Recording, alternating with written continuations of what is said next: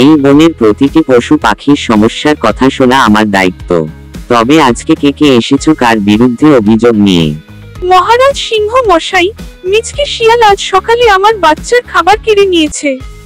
সেই সময় আমি তার প্রতিরোধ করতে গেলে মিচকে শিয়াল আমাকে তখন ভয় দেখিয়ে বলেছিল, হরিণের বাচ্চা, যদি বেশি বাড়াবাড়ি করিস তাহলে কিন্তু তোকে আর তোর বাচ্চাকে ধরে পাশের জঙ্গলের শয়তান বাঘের হাতে তুলে দেব।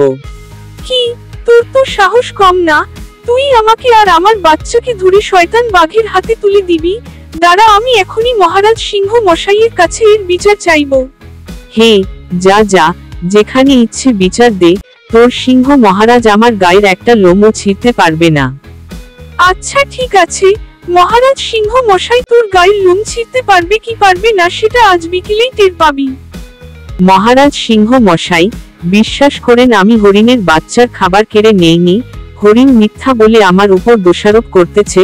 হরিণের বাচ্চা সে নিজেই আমাকে আমন্ত্রণ জানিয়ে খাবার দিয়েছিল। হরিণ, তুমি কি এই বিষয়ে সত্যি অথবা মিথ্যার প্রমাণ করতে পারবে? মহারাজ সিংহ, আমার প্রাণের বন্ধু, হরিণ একদম সত্যি কথা বলেছে, আমি নিজেই তার সাক্ষী। আমি দেখেছি মিচকে শিয়াল তখন হরিণের বাচ্চার কাছ থেকে ভয় দেখিয়ে খাবার কেড়ে নিতে আমি বাধা দিতে যাব, ঠিক সেই সময় বাচ্চা হরিণের মা চলে এসেছিল, তাই আমি তখন ওইখান থেকে চলে যাই। সাক্ষী প্রমাণ এটাই বলে যে মিচকে শিয়াল শুধু হরিণের বাচ্চার সাথে প্রতারণাই করে নাই, সাথে নিজের দোষ ঢাকতে এই ভরা মজলিসে মিথ্যা কথাও বলেছে, তাই শাস্তি তাকে পেতেই হবে। আগামীকাল সকাল থেকে পুরো 7 দিন মিচকে এই বনের সকল পশু পাখির সেবা যত্ন করবে, আর হরিণের বাচ্চাকে 7 দিন খাবার জোগাড় করে এনে দেবে। আজকে সভা এই পর্যন্তই, এখন সবাই আসতে পারো। আরে বাঘ মামা, আস্তে আস্তে আস্তে আস্তে গর্জন করো। আমি জানি এই বনের সিংহ মহারাজের চেয়েও তোমার শক্তি অনেক গুণ বেশি, তাই তো আমি চাই যাতে তুমি এই বনের রাজা হতে পারো। সিংহ তো দুর্বল হয়ে গেছে, আর ন্যায় বিচার দিয়ে তো রাজ্য চলে না। রাজ্য চালাতে দরকার শক্তি আর বুদ্ধি, যা একমাত্র আমার মাঝেই আছে, তাই আমি হব এই বনের রাজা।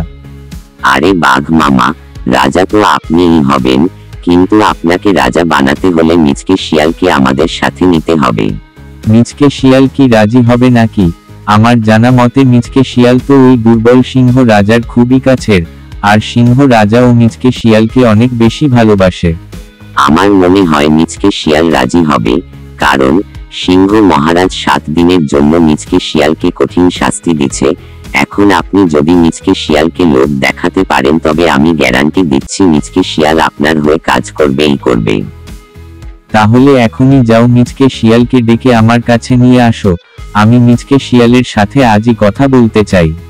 মিচকে শিয়ালকে ডেকে না এনে সবচেয়ে উত্তম হবে আমরা দুজন যদি তার কাছে যাই এবং তাকে বুঝিয়ে বলি, তবেই তো মিচকে শিয়াল ভাববে আপনি রাজা হবার পরও মিচকে শিয়ালকে বেশি প্রাধান্য দেবেন। তুমি তো ঠিক বলেছ নেকড়ে ভাগিনা, তাহলে আর দেরি কেন, এখনই চলো আমরা মিচকে শিয়ালের কাছে যাই। জামাই শ্বশুর মিলা গাইমু, রাজা বাবুর ডিজে গান।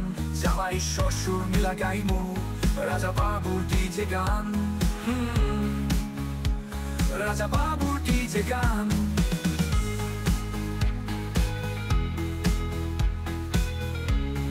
আরে বাঘ মামা যে, তা হঠাৎ এদিকে কেন, কি মনে করে এলেন?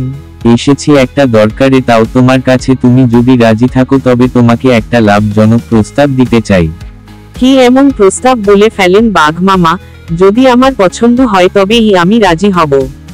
তুমি যদি আমাকে এই বনের রাজা হতে সাহায্য করো তবে আমি তোমাকে আমার মন্ত্রী বানাবো এবং আমাদের 3 জনের জন্য এই বনের বাকি পশু পাখিরা খাবার জোগাড় করে আনবে।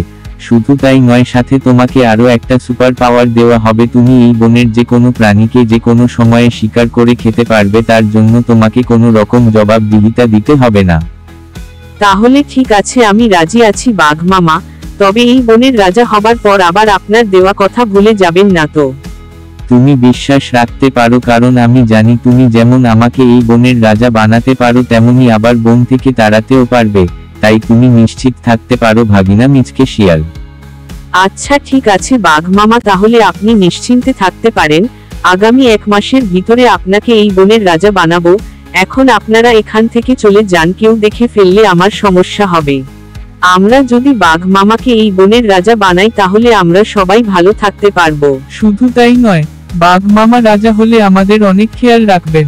আমরা সবাই তখন যা ইচ্ছে তাই করতে পারবো। আমি রাজা হলে এই বনের উন্নয়ন হবে, সাথে এই বনের কোনো পশু পাখি অনাহারে থাকবে না। আমাদের খাবারের অভাব থাকবে না আর আমরা স্বাধীনভাবে বাঁচতে পারবো। তখন আমরা স্বাধীনভাবে চলাফেরা করতে পারবো, কেউ আমাদের উপর জুলুম করতে পারবে না। আর আমরা সবাই অনেক সুযোগ সুবিধাও পাবো। সুযোগ সুবিধার পাশাপাশি আমার সাথে যারা থাকবে তাদেরকে বিপদ আপদে আমি রক্ষা করব, কারণ বাঘ মামা অনেক শক্তিশালী ও সাহসী।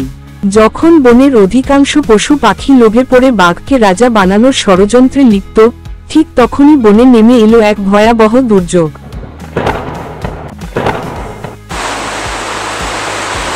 তোমরা কি আমার কথা শুনতে পাচ্ছ? যদি কেউ আমার কথা শুনতে পারো তাহলে সবাইকে বলে দাও, তারা যে যেখানে আছে তাড়াতাড়ি যেন আমার গুহায় আশ্রয় নেয়। এই দুর্যোগ সহজে শেষ হবে না, তাই সবাই এখনই সিংহ মহারাজের গুহায় আশ্রয় নিন। আসার সময় যে যাকে সামনে পাবে তাদের সবাইকে নিয়ে এখনই আমাদের সিংহ মহারাজের গুহায় আশ্রয় নিন।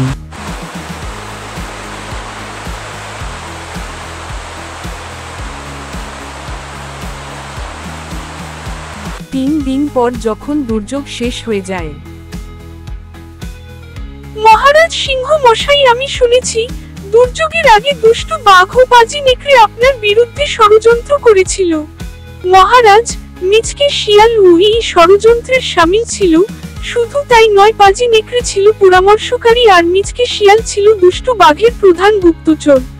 মহারাজ সিংহ মশাই, আমি নিজেই সাক্ষ্য দিচ্ছি, হরিণ আর ঈগল পাখি সত্য বলেছে, আমি বোকামি করে ফেলেছি। আমি দুষ্টু বাঘ আর পাজি নেকড়ের দেখানো লোভ লালসার শিকার হয়েছি।